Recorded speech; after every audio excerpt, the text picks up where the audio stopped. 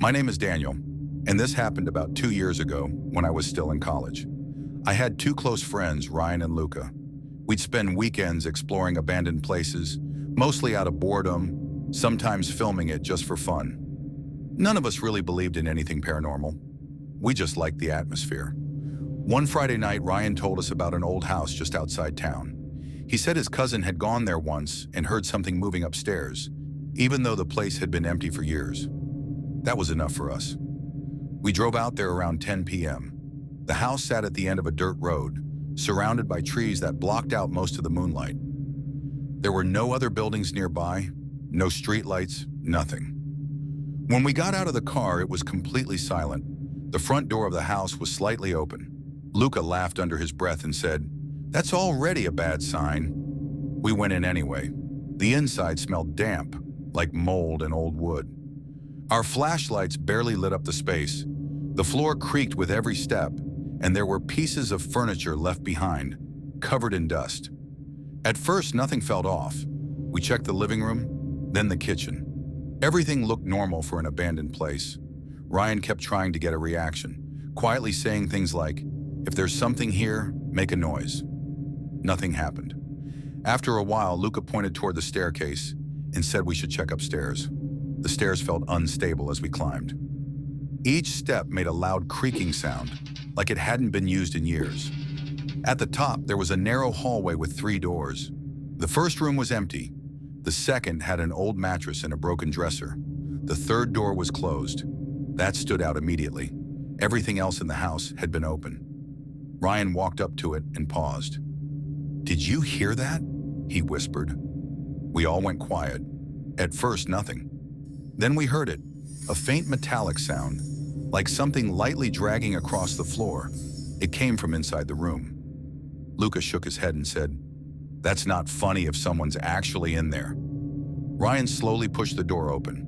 The room was empty, completely empty. No furniture, no movement, nothing. We stood there for a few seconds, confused.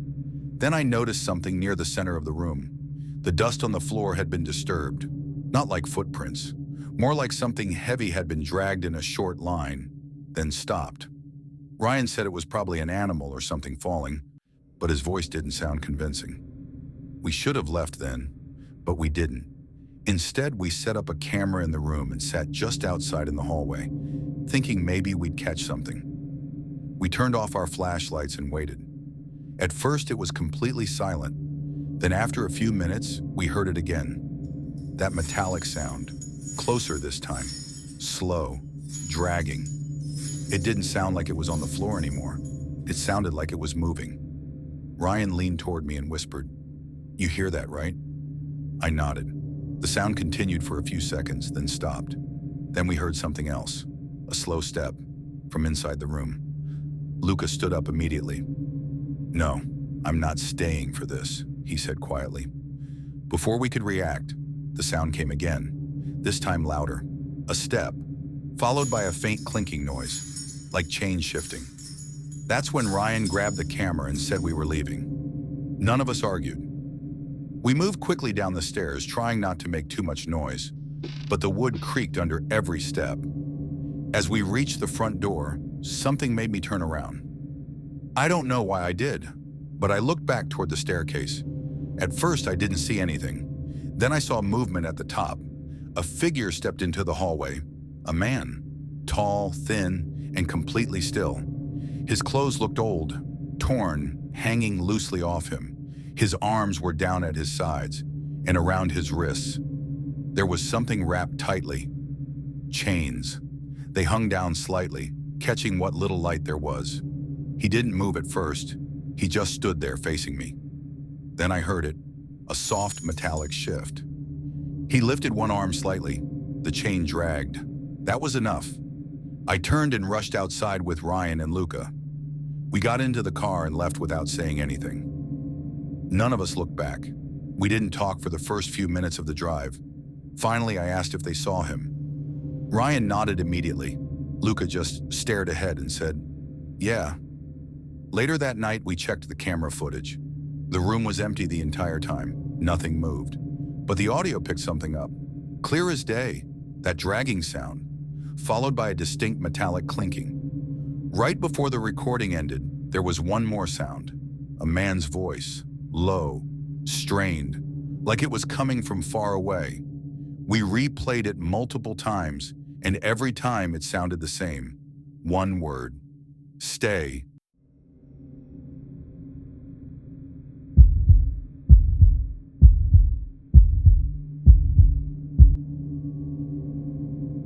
I'm going to keep my name anonymous for this. This happened last year, and it's the reason I don't go hiking anymore. It was just me and my friend. Let's call him Ethan. We had planned a day hike on a trail about 2 hours outside the city.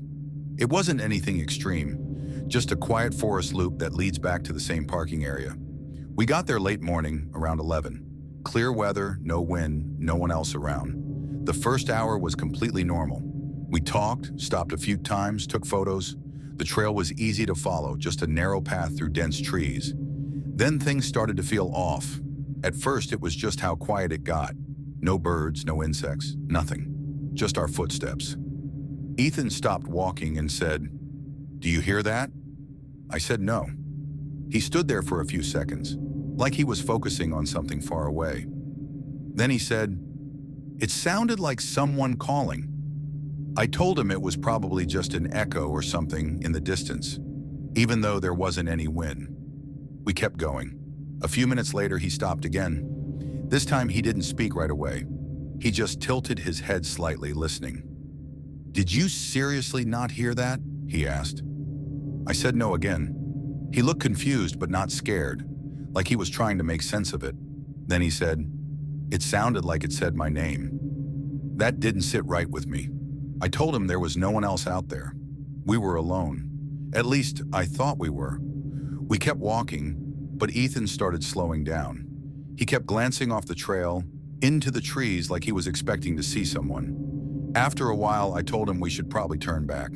That's when everything changed. We were walking in silence when Ethan suddenly stopped again, but this time he didn't look confused. He looked certain. Without saying anything, he stepped off the trail. I grabbed his arm. "What are you doing?" He pulled away. "I hear it again," he said. "Ethan, there's nothing out there." He didn't respond. He just stared into the forest. Then he said quietly, "It's close." I told him we needed to leave. Now. But he wasn't listening anymore. He started moving into the trees, pushing past branches. I followed a few steps behind, not wanting to lose him. "Ethan, stop. This isn't funny." He turned back toward me for a second, and I'll never forget his face. He didn't look scared. He looked calm, almost relieved. Then he said, "You don't hear it?" Before I could respond, he turned and started moving faster. Not walking, almost jogging, straight into the forest. I tried to follow, but the ground was uneven and thick with brush. "Ethan!" I shouted. He didn't stop. Within seconds, I lost sight of him. I kept going in the same direction, calling his name over and over. Nothing. No movement. No voice. No sign of him. Just silence. I searched for as long as I could, but eventually I realized I didn't even know where I was anymore. The trail was gone. It was just trees in every direction. That's when I started to panic. I forced myself to turn back, marking trees as I went, trying to retrace my steps. Eventually, I found the trail again. I ran back to the parking area and called the rangers. They arrived within an hour and immediately started searching. I explained everything, what he heard, how he ran off, the direction he went. They took it seriously. Search teams came in with dogs. They combed through the forest for hours, then days. They expanded the search area, brought in more people, checked nearby terrain. But they found nothing. No footprints beyond a certain point. No disturbed ground. No belongings. Nothing. It was like he had just disappeared. Before I left, one of the rangers spoke to me privately. He asked me to go over everything again. When I mentioned the voice, he paused. "Did you hear it too?" he asked. I said no. He nodded slowly, then said, "That's probably why you're still here." They never found Ethan. The case is still open, but there's been no updates, no sightings, no evidence, nothing. I haven't gone hiking since, but sometimes when it's really quiet, I feel like I almost hear something, A voice just far enough away that I can't make it out. Like it's trying to sound familiar, like it's calling someone else's name.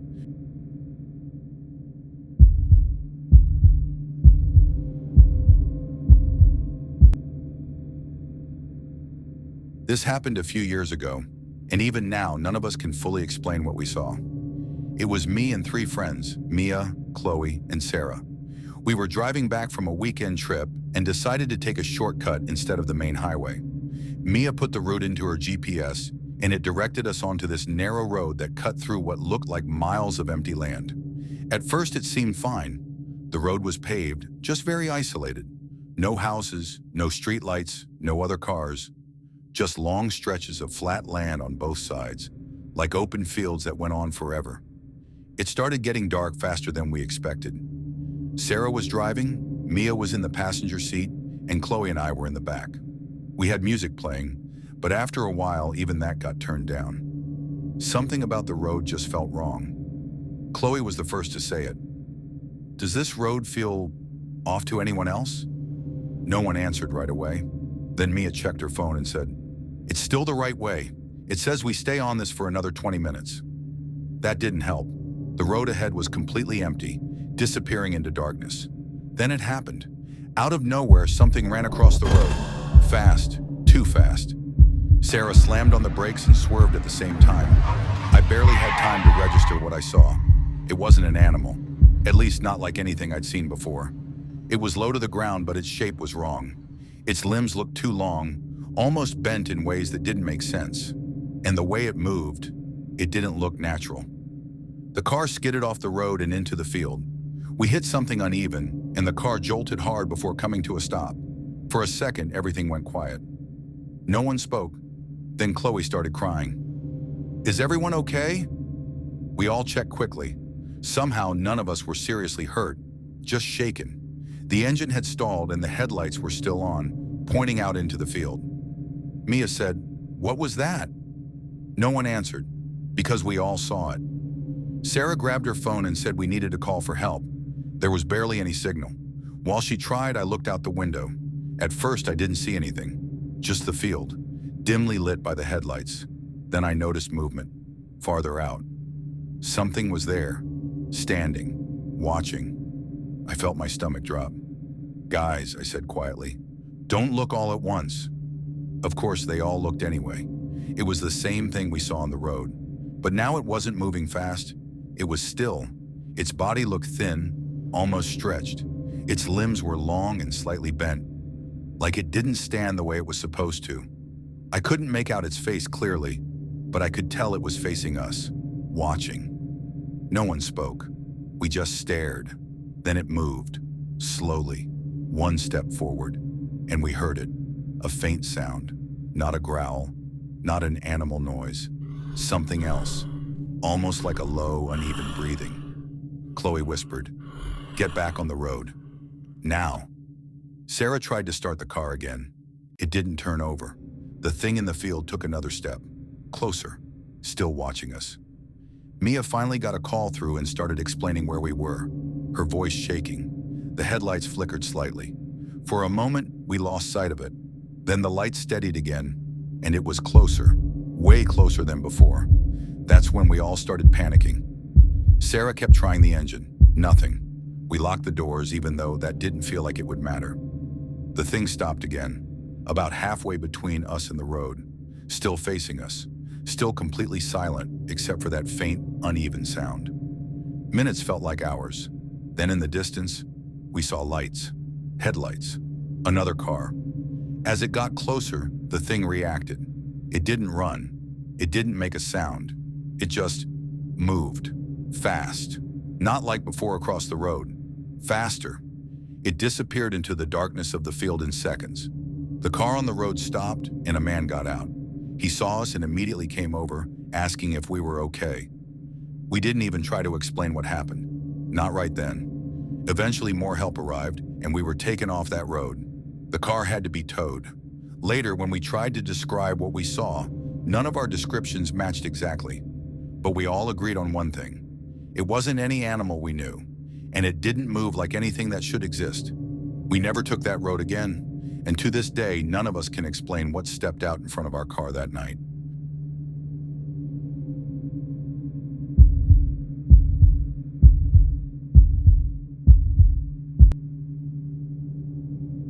This is a story I haven't told a lot of people, but I feel ready to tell it now. It started like any normal night. I had just finished dinner with a friend and was walking back to my car in a quiet parking lot. It wasn't that late, maybe around 9 p.m., but the area was poorly lit. I remember unlocking my car, opening the door, and then hearing footsteps behind me. Before I could turn around, something hit the back of my head, hard. The next thing I remember is waking up in complete darkness. At first, I thought I was still out of it. Everything felt slow, heavy. My head was pounding, and my vision took time to adjust. But then I realized something. I wasn't lying down. I was sitting. My hands were tied behind my back. My ankles were bound. And there was tape over my mouth. That's when the panic hit. I tried to move, but the chair scraped loudly against the floor. The sound echoed in a way that made it clear I wasn't in a small room. It felt like a basement. Cold air. Concrete. I tried to scream, but it came out muffled. Then I heard something upstairs. Footsteps. Slow. Heavy. Moving across the floor above me. I froze. The footsteps stopped. Then I heard a door open. And close. The footsteps started again. This time closer. Then I heard it. A metal latch unlocking. Right in front of me. A faint light appeared as a door slowly opened. Stairs. Leading up. And at the top of those stairs, a man. I couldn't see his face clearly at first, just his outline against the light behind him. He didn't rush. He walked down slowly, one step at a time, like he wasn't worried, like he knew I couldn't go anywhere. When he reached the bottom, he stopped a few feet away from me, just stood there, watching. Then he said very calmly, "You're awake." I didn't move, didn't make a sound. He stepped closer. I could smell something on him. Dirt, metal, something off. He crouched slightly, looking at me. Then he said, "That's good. I don't like when they miss it." That sentence stuck in my head immediately. He stood back up and started moving around the room, like he was checking things. That's when I saw them. Tools, old, rusty. That's when I knew this wasn't random. This wasn't the first time. At some point, he turned his back to me. Just for a second. That's when I started moving my wrists. Slowly, carefully. The rope was tight, but not tight enough. I kept twisting, ignoring the pain, trying to create even a little bit of space. The entire time I could hear him moving behind me. I thought at any second he would notice. The rope shifted, just enough. I kept going. My hand slipped free, but I didn't move yet. I waited. He stepped farther away, distracted by something near the wall. That was my moment. I pushed the chair over, yanked the rest of the rope free, and ran for the stairs. I heard him immediately, right behind me. Fast, faster than I expected. I ripped the tape from my mouth as I ran and started screaming. I reached the top of the stairs and forced the door open. The house was dark, empty. I didn't stop. I ran straight for the front door, barely managing to unlock it before throwing it open and running outside. I didn't look back. I just ran. But as I reached the doorway, I glanced back for a split second. He was at the bottom of the stairs, closer than I expected. And for the first time, I saw his face clearly. His mouth. It was cut from one side to the other, stretched into something that looked like a permanent smile. Not natural, not right. I didn't wait. I ran. A car passing by slowed down when they saw me. I must have looked completely insane, covered in dirt, screaming, barefoot. They stopped.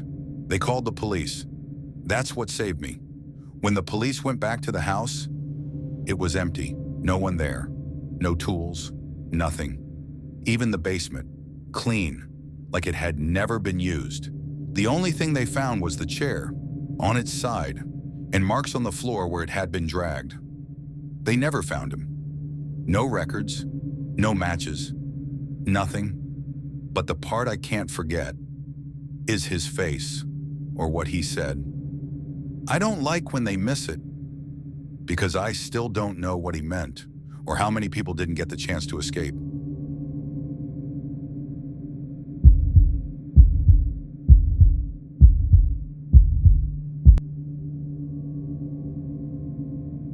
There's a reason I don't talk about this. This happened when I was still in school. I must have been around 15 at the time. It was me and 3 friends, Jess, Kyla, Hannah, and Lisa. We were all at Lisa's house for a sleepover. Her parents were upstairs and we had the basement to ourselves.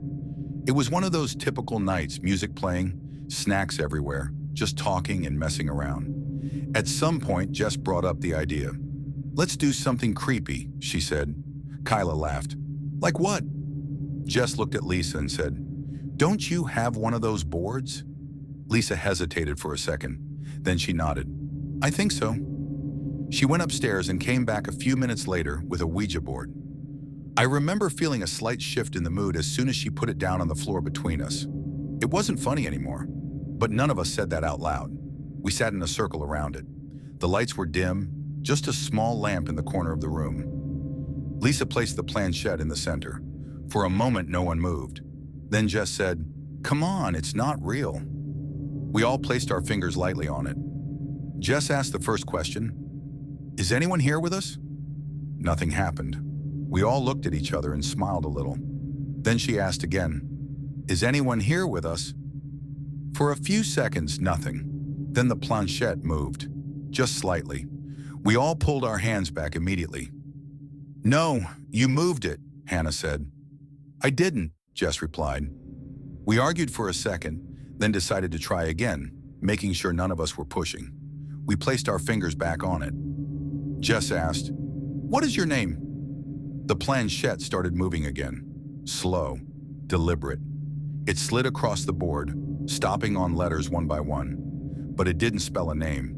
It didn't spell anything that made sense, just random letters. Kyla said, "Ask something else."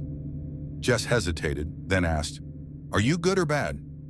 The planchette didn't move right away. Then it started shaking. Not smoothly like before, jittering, back and forth, faster. "Stop," Lisa said. "Seriously, stop." "I'm not doing anything," Jess said. The movement got more aggressive. Then suddenly it stopped, right in the center. Everything went quiet. For a second, none of us said anything. Then Hannah laughed, like she was trying to ease the tension. And that's when it happened. Kyla's body jerked upward, not like she stood up, like she was pulled. Her back arched and she lifted off the ground slightly. Her hands weren't on the board anymore. None of us were touching her. She made this choking sound like she couldn't breathe. We all scrambled back.